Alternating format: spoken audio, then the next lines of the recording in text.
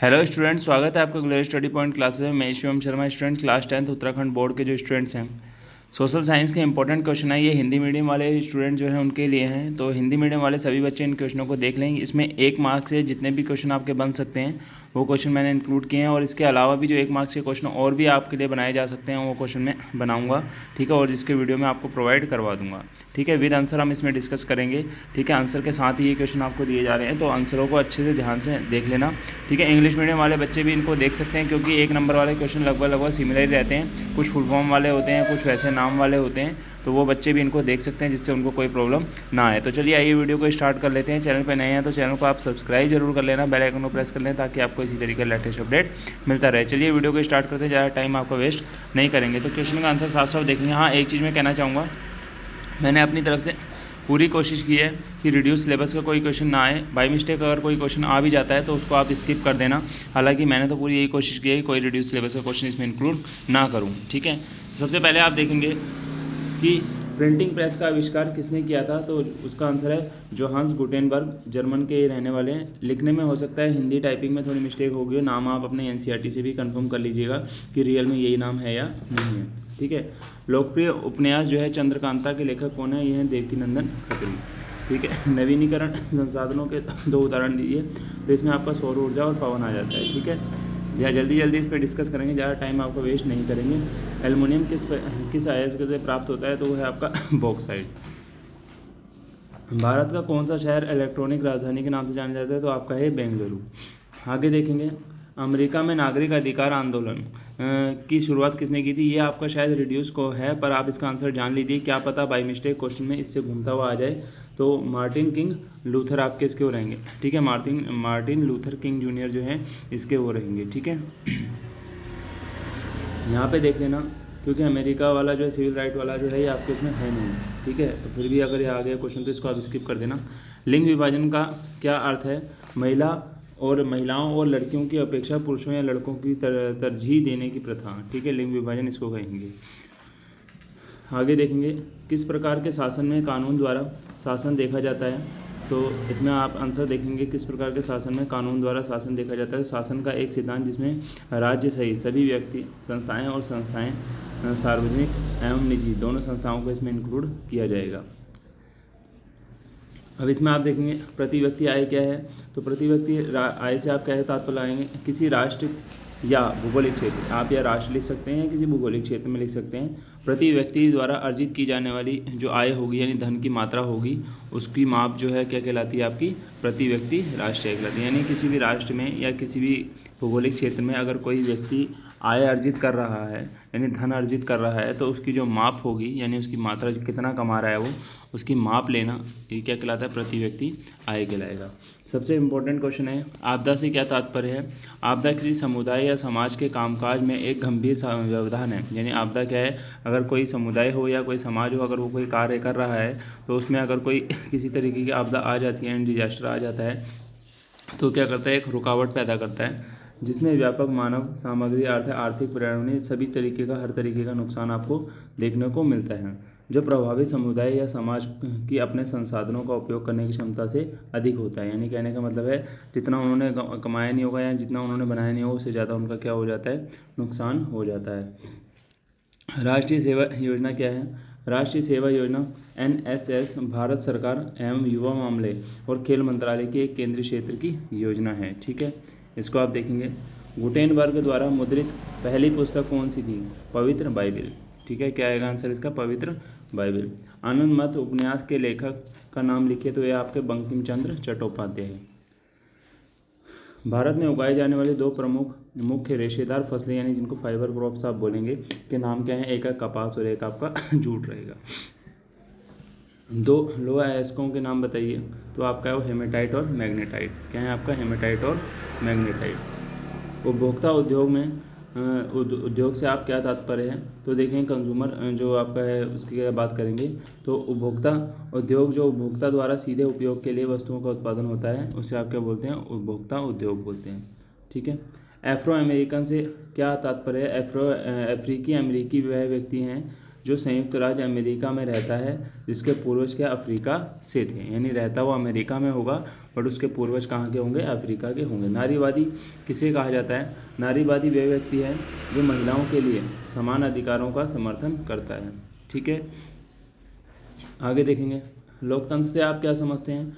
लोकतंत्र सरकार की एक प्रणाली है जिसमें किसी राज्य या अन्य राजनीति के कानून, नीतियां, नेतृत्व तथा प्रमुख उपक्रम प्रत्यक्ष या अप्रत्यक्ष रूप से लागू लोगों के द्वारा तैयार किए जाते हैं। लागू नहीं है, लोगों के द्वारा क्या किए जाते हैं, तैयार किए जाएंगे, वही लोकतंत्र आपका होगा। ठीक है, साक्षरता दर से क्या तात्पर्य है? देखें, किसी क्षेत्र की किसी विशेष समय में 7 वर्ष या उससे अधिक आयु की जनसंख्या का कुल प्रतिशत जो समझ के साथ पढ़ और लिख सके, उसे हम क्या कहते हैं, साक्षरता कहते हैं। कहने का मीन्स इसका ये है कि किसी विशेष क्षेत्र हो या किसी देश की अगर हम बात करें तो उसमें क्या होगा, 7 वर्ष या उससे अधिक आयु के जितने भी बच्चे हों या बड़े हों, उनकी जनसंख्या का जो कुल प्रतिशत हम निकालेंगे उसमें जो बच्चे पढ़ लिख सकते हैं उनको हम क्या कहेंगे, साक्षरता दर के अंदर इंक्लूड करेंगे।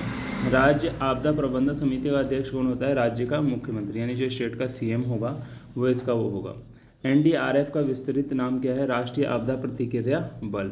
ठीक है, जापान की सबसे पुरानी मुद्रित पुस्तक कौन सी है? बौद्ध हीरा सूत्र। बौद्ध हीरा सूत्र है। गुटेनबर्ग ने प्रिंटिंग प्रेस का आविष्कार कब किया था? 1440 में इसका आविष्कार हुआ था। आंदोलन किसने शुरू किया? भूदान ग्रामदान, ये था आपका आंदोलन जो है विनोबा भावे ने शुरू किया था। इस क्वेश्चन को आप थोड़ा स्किप कर देना, मुझे लग रहा है ये थोड़ा मिसप्रिंट हो गया क्वेश्चन, थोड़ा सा या आगे पीछे हो गया, तो इसको आप स्किप कर देना, वो मत करना, इसका आंसर मैं बाद में डाल दूँगा। गुजरात राज्य में सरदार सरोवर बांध किस नदी पर बनाया गया है? तो आपका है नर्मदा नदी पर। वो समाज सुधारक का नाम बताइए जिसने जातिगत भेदभाव से मुक्त सामाजिक व्यवस्था बनाने का काम किया था। तो वो आपके भीमराव अंबेडकर, जिन्होंने कॉन्स्टिट्यूशन का निर्माण किया हुआ है। HDI का पूर्ण नाम क्या? मानव विकास सूचकांक, यानी ह्यूमन डेवलपमेंट इंडेक्स। NSS का प्रतीक क्या है? राष्ट्रीय सेवा योजना। राष्ट्रीय स्तर पर बाढ़ आपदा, ठीक है, राष्ट्रीय स्तर पर बाढ़ आपदा राहत के लिए कौन सा मंत्रालय जिम्मेदार है? माननीय प्रधानमंत्री जी। ठीक है, यूरोप में प्रिंटिंग प्रेस का आविष्कार किसने किया? वह है जोहान्स गुटेनबर्ग, ये मैं आपको पहले बता चुका हूँ। ठीक है, लोकप्रिय उपन्यास इंदु लेखा किसने लिखी है? तो यह है आपका ओयार राथू चंदू मनन ने इन्होंने लिखा है। भारत में सिंचाई के 2 मुख्य स्रोत क्या हैं? नलकूप और नहरें। ठीक है, भारत में पहली सूती कपड़ा मिल कहाँ पे स्थापित की गई? इसको आप बताना। 1818 में कोलकाता में फोर्ट ग्लास्टर के पास में। बाल लिंग अनुपात से क्या तात्पर्य है? इसमें यह है कि 0 से 6 यानी 0 से लेकर 6 वर्ष की आयु वर्ग में प्रति 1000 पुरुषों पर महिलाओं की क्या संख्या होगी। 1968 में ओलंपिक कहाँ आयोजित हुए? तो आपका इसका आंसर था मैक्सिको। यूनिवर्सल एडल्ट फ्रेंचाइज से क्या तात्पर्य है? तो इसका है सभी नागरिक जिनकी आयु 18 वर्ष से और उससे अधिक है, चाहे उनकी जाति या शिक्षा, धर्म, रंग, नस्ल, आर्थिक स्थिति कुछ भी हो, उन्हें क्या होगा? वोट देने का राइट होगा। ठीक है, आपदा न्यूनीकरण के 2 विधियों को बताइए। जोखिम मानचित्र, भूमि उपयोग या जोनिंग प्रथाओं को अपनाना और लागू करना, और बिल्डिंग कोड लागू करना। ठीक है, राष्ट्रीय सेवा योजना, इसमें थोड़ा ये पीछे वाला हिस्सा काट देना आप। ठीक है, यहीं तक लिखना इसको आप ऐसे, ये वाला हिस्सा ना कट के पीछे दोबारा आ गया है, तो इसको आप लिखना मत। राष्ट्रीय सेवा योजना NSS कब प्रारंभ की गई? 14 सितंबर 1969 में। निम्नलिखित में से कौन गोदान उपन्यास के? Munshi Premchand. Very very important है ये आपका। रबी और खरीफ फसलों का एक एक नाम लिखिए, तो आपका गेहूँ और चावल आ जाएंगे। भारत में 2 प्रमुख गेहूँ उत्पादक राज्यों के नाम, तो उत्तर प्रदेश होगा और दूसरा पंजाब को आप डाल देंगे। जंगल बुक के लेखक का नाम आप क्या है? Rudyard Kipling. ये वेरी वेरी इंपॉर्टेंट है, कई बार आ चुका है। भारत में चाय उत्पादक राज्य का नाम लिखिए, तो आपका असम है। ये बिना पढ़े ही बच्चे आंसर इसका दे सकते हैं। रेड हॉल माइनिंग से क्या तात्पर्य? रेड हॉल खनन की एक आदिम और खतरनाक विधि है जिसमें कोयला निकालने के लिए छोटी छोटी सुरंगों को खोदा जाता है, जो इतनी बड़ी होती हैं कि कोई व्यक्ति उसमें रेंग सके। ठीक है, वो इसमें इस तरीके से बनाई जाती हैं, इसमें रेंग के जाना पड़ता है। उस स्थान का नाम बताइए जहाँ प्रथम सीमेंट उद्योग स्थापित किया गया था। ठीक है, तो आंसर इसका 1904 में चेन्नई में और तमिलनाडु में।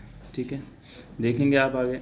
सजातीय समाज से क्या तात्पर्य है? एक सामाजिक सेटिंग जहाँ पे यानी इस्टेब्लिशमेंट सॉरी या जगह कह सकते हैं। ठीक है, जहाँ इसके अधिकांश सदस्य समान संस्कृति के हों, जाति के हों और धार्मिक और भाषीय पृष्ठभूमि को आपस में साझा करते हों। HDR का पूर्ण नाम क्या है? तो वह है आपका मानव विकास रिपोर्ट। ठीक है, NCC का पूरा नाम क्या है, उद्देश्य क्या है? वह है राष्ट्रीय क्रेडिट कोर। इसका उपयोग मैं आपको पहले बता चुका हूँ। यहाँ पे एक उद्देश्य नहीं आते, यहाँ पे इसका आंसर इसका पूर्ण नाम क्या होगा? तो राष्ट्रीय क्रेडिट कोर। जिला प्रबंधन समिति का अध्यक्ष होता है कलेक्टर और जिला मजिस्ट्रेट या जिला उपायुक्त। निम्नलिखित में से किस राज्य में छत पर खेती की जाती है? वह है आपका उत्तराखंड। शहरीकरण से आप क्या समझते हैं? शहरीकरण कस्बों और शहरों में रहने वाले लोगों के अनुपात में वृद्धि है। सरदार सरोवर बांध किस राज्य में बना है? वो पहले था किस नदी में बना है और यहाँ पे किस राज्य में है? तो गुजरात में है। ठीक है, फ्रांस 1804 में नागरिक संहिता को आमतौर पर कहा जाता है नेपोलियनिक संहिता। उस नेता का नाम बताइए जिसने साइमन कमीशन का बहिष्कार करते हुए अपने प्राणों की आहुति दे दी। लाला लाजपत राय। महामंदी कब शुरू हुई? 1929। वेरी वेरी इंपॉर्टेंट है ये। भारतीय संविधान द्वारा कितनी भाषाओं को? 22 भाषाओं को 8वीं अनुसूची के अंदर रखा गया है। उस व्यक्ति को क्या कहा जाएगा जो महिलाओं और पुरुषों के समान अधिकारों और अवसरों में विश्वास रखता हो? एक नारीवादी। भारत के 2 क्षेत्रीय राजनीतिक दलों का नाम लिखिए, समाजवादी पार्टी और शिवसेना। ठीक है, मानव विकास रिपोर्ट कौन प्रकाशित करता है? संयुक्त राष्ट्र विकास कार्यक्रम UNDP का मानव विकास रिपोर्ट कार्यालय। ठीक है, ये इनको वो करता है। तो आज के इस वीडियो में मैंने आपको 60 इंपॉर्टेंट क्वेश्चन जो एक नंबर के हैं, इनको आप 1 मिनट में यानी 5 से 10 मिनट आपको लगेंगे इनको रट्टा लगाने में, तो इनको आप आसानी से रट सकते हैं, याद कर सकते हैं। तो आगे के वीडियो में जो इससे भी और इंपॉर्टेंट क्वेश्चन बन सकते हैं यानी जो पेपर में आपसे पूछे जा सकते हैं, उनका मैं वीडियो लेके आऊँगा। मिलते हैं नेक्स्ट वीडियो में नेक्स्ट अपडेट के साथ। Thank you.